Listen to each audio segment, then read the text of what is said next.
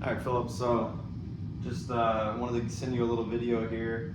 We're talking mainly about the transition in the downswing, where we know for you, we don't like when we see the lead shoulder kind of rise and the club kind of dump behind you like this, right?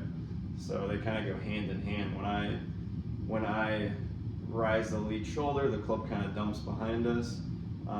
Or if I let this club lay down too much in transition like this, then the lead shoulder rises. You can see also my hips will kick out and kind of really extend towards the ball, right? So we know that we don't like to see that in your golf swing, right? So what I want you to feel is our same takeaway here.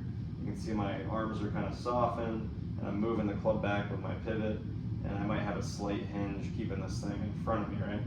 So we talked about yesterday keeping the club in front of us at all times on the takeaway and the backswing and in the downswing, where it still feels like it's in front of us without getting it stuck behind us like that, right? So I want you to feel like as you get to the top here, I want you to almost feel like it's slightly over the top, like you're gonna kind of tip the club, like you're gonna tip the club back in front of you a little bit. You're gonna tip it this way versus let it tip behind you like this, right? We don't want this. So, and when you're doing that, when we work it to the top here, as long as you keep your back, see how my back's at the target? Kind of like when we talked about back at the target, transition in the lead side, we're gonna transfer some weight into the lead side and then rotate through.